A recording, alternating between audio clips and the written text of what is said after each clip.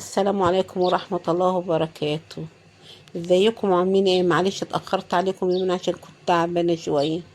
حطينا المية اهي للمكرونة وشوية الملح اهي، والمكرونة اهي هنسلقها.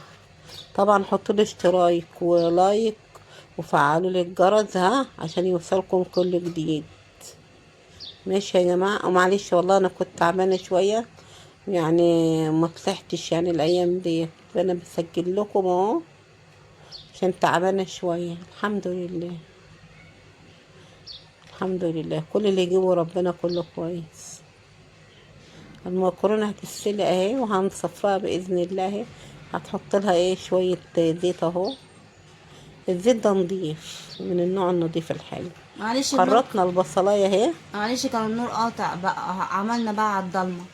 وخرطنا البصلاية اهي، وهنحمرها بشوية الزيت. وعاملين الطماطم بتاعتها يعني ضرب ضربنا في الخلاط ضربها قبل ما قبل ما النور ما يقطع. حطيت هنا حبه سكر شويه وحباية صغيره. سكر عشان ايه ما تعملش حمو البتاع دي الصلصة بتاعت الطماطم. وده هي معلقة صلصة. والحمد لله يا جماعة، الواحد هيعمل ايه. وده شوية ملح. وده هي الطماطم هتحط لها شوية مية تعمل الشفشف عشان خسارة حرام اصلا. حركه المصريين. وايه المصريين يا جماعة ما بيسيبوش حاجة. الحمد لله، الحمد لله. قلتلي لايك. وهي بتقول لكم حطوا له لايك.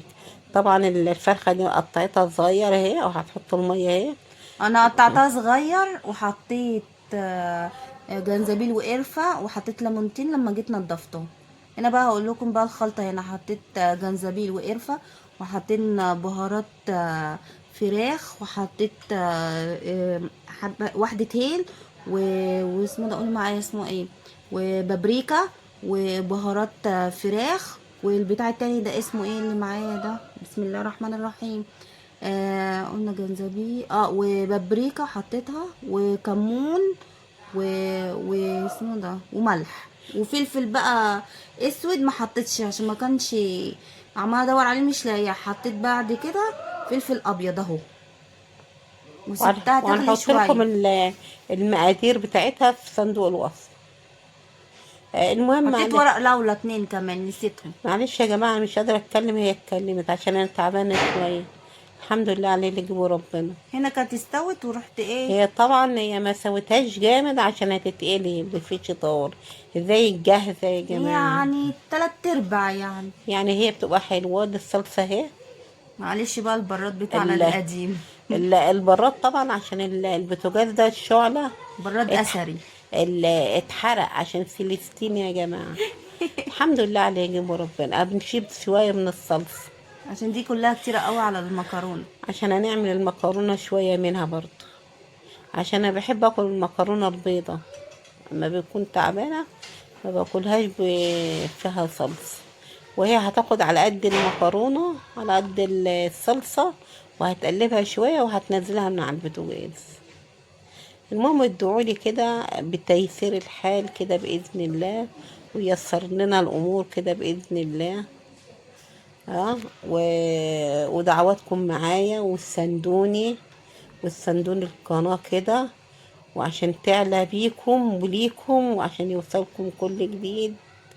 والحمد لله بنتي بتقول لكم حطوا لي لايك اهي. دلوقتي هتحط ايه مش عارفه بقى. فيجيتار. هي هتقول لكم بقى فيجيتار على حار من عند ولاد غيطة اللي هو في المطرية، بس حلو قوي حاجتهم الصراحة. ممكن ما انتوا استغناش عنها اصلا، البهارات بتاعتها هناك. لما تروح تجيب كمون وكزبره باذن الله وربع هصور فلفل. لكم. هتصور لكم المحل، وهتنزل لكم على الجروب دوت أنا مش عارفه ايه.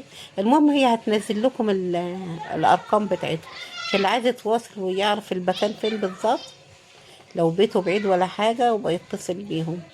هنا بقى حطيت بقى ايه بعد ما بردت شوية طلعتها عشان تتصفى يا جماعه. عشان تتصفى واسمه ده، واعملها على طول في الفيجيتار واقليها. دي بقى كنتاكي الغلابة. هو الحمد لله يا جماعة. بص هقول لكم على حاجة. ممكن الواحد ما بيكونش أكل جاهز من بره، وممكن الواحدة تعمل الأكلات زيها زي الجاهزة. بس في امكانيات طبعا للمطبخ عشان الواحد يطلع اكل زيه زي الجاهز يعني ما تفرقوش عن الجاهز اي حاجة. هو نفس الطعم، وكمان الجودة بتبقى اعلى في والنظافة. البيت، ونظافة، والاكل بيكون ايه طبعا انت عاملاه بايدك. طبعا اللي انت عاملاه بايدك طبعا هكون غسله كويس ومظبطاه بهاراته وحاجته كلها، وهيطلع انت طبعا من ايدك زي العسل.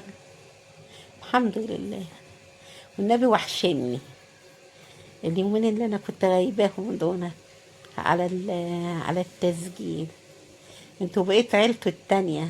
الحمد لله. ربنا يا رب كل واحدة بتسمعني او كل اخت او كل اخ او كل شاب بيسمعني وبيكتب لي تعليق او بيسمعني، ربنا يا رب يوفقك يا رب او يوفقكم جميعا زي ما بتفرحوني كده وبتتفرجوا عليا وهتعلوا لي القناة.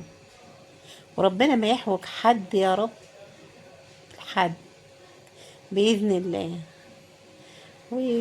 ويجعلنا نسند بعضينا في الدنيا، عشان في الآخرة كل واحد هيبقى بعيد من التاني، هيتحاسب على عمله وهيتحاسب على كل حاجة عملها. الحمد لله. اه بتطلع بقيتها الفرخ. بقيتها دي هحطها في التلاجة لتاني يوم. عشان احنا طبعا احنا بنعمل على قد يعني كده، يعني بنحمر نصها والنص التاني تاني يوم، عشان لما تيجي تاكلها اكنها جاهزه، يعني اكنها طازه جايباها ايه على طول. عشان ايه؟ مش بتنفع تسخن الحاجات اللي بتتقلي دي لازم تقليها هي تاكلها سخنه مقليه، وبعدها بربع ساعه تاكليها نص ساعه.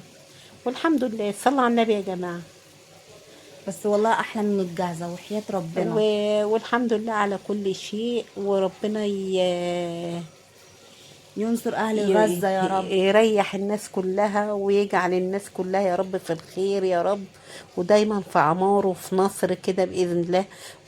وأهل غزة كده والبلاد كلها يا رب ينصرهم كده ويريح بالهم يا رب. وبإذن الله بإذن الله ربنا يريح بال كل واحد. أنا مش قادرة أجمع الكلام عشان تعبانة، مش قادرة أتكلم، تعبانة جامد الحمد لله.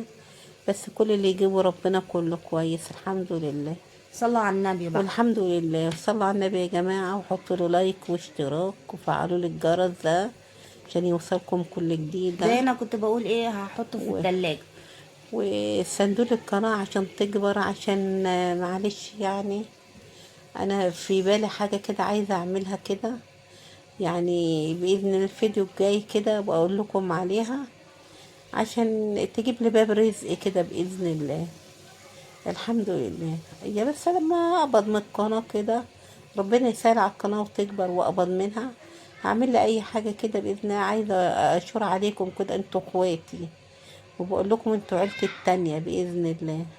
يعني الحمد لله الحمد لله. هنا حطيت كوباية مش كوباية دي بولة شوية كده. شوية مية صغيرة واسمه ده وفيها دقة وفيها المخلل. دقة المخلل اهي، وبتقطع القوطة. هتعملي بيها ايه دي يا بابا؟ عشان انا دقة المخلل دي اسمها دقة مخلل ودقة بتنجان. انت هتعملي ايه انت بعمل سلطة بعمل سلطة. اه الأولانية دقة مخلل ودقة بتنجان. مش عارفة دقة سمك ودقة مخلل اللي هو هي البتنجان. هو أيوة. انا هقول لكم الدقة دي بتتعمل بسم الله ما شاء الله. انا كنت بعملها انا. والله العظيم العيلة كلها اللي دقتها منها كانت بتقول أمي أحلى واحدة بتعمل مخلل والله العظيم انا بتنجان. انا أقسم برب انا العزة. اتعلمتها من جارتنا، جارة والدتي الله يرحمها. كانت ست كبيرة. كنت ايه انا في مرة بس شفتها شوف بس عندها كده، كانت فاتحة الباب وبسلم عليها الله يرحمها. الله يرحمهم هم في دار الحق. الله يرحمهم. المهم شفتها هي وبتعملها، بقول لها هتعملها لايه دي خالتي ديت هي زي والدتها. كنت اقول لها يا خالتي. المهم لقيتها يا عيني قالت لي ده انا بحطها وبعملها ببطرمانات واحطها في التلاجة تقعد كذا شهر ما تجرالهاش حاجة.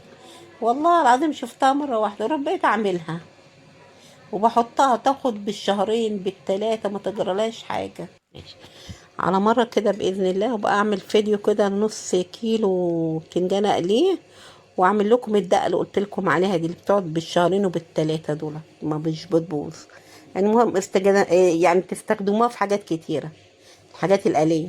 هنا المهم كبينا بقى دلوقتي البت حطت مكرونه المكرونه وكبيتها. كبتها، وقلت لكم حطوا له لايك. اهي المكرونه طالعه زي العسل. هنا بقى الطحينه بقى قعدت والطحينه اهي، زودت شويه شويه لغايه اتاري يا ما جماعه الدقه دي حطها للطحينه اهي. وعملت السلطه اهي والطحينه وطبق المخلل والفيش اسمه ايه هو يا بنت؟ اسمه ايه كنتاكي كنتاكي بتاع المصريين بتاع غلابه. الغلابه، اللي على قد الايد بنعمله في البيت. بتاع المطاعم يا جماعة. الحمد لله. اما نسيت ما اقول لكم انا حطيت ايه للسلطه. حطيت خيارايه وطماطميتين، بس هي كانت باينه طماطمايه واسمه والسلطة ده وقرن المشكلة. شطه، وحطيت خل، وحطيت قولوا معايا اسمها ايه، حطيت حبه كمون وحبه شطه بقى اللي هي الناشفه، والخضرة. وتقلبوها بقى وطعمها زي العسل. والخضره بقى اللي بس هو هي جرجير وبقدونس وكزبره. بس حطوا لي والله، لايك بقى، والله الأكلة دي كانت عايزاكم. مع سلامة الله يا جماعة. حطوا لي لايك واشتراك، حطوا له لايك واشتراك، ومع السلامة وفعلوا يا الجرس. جماعة. سلام يا حبايبي، سلام سلام.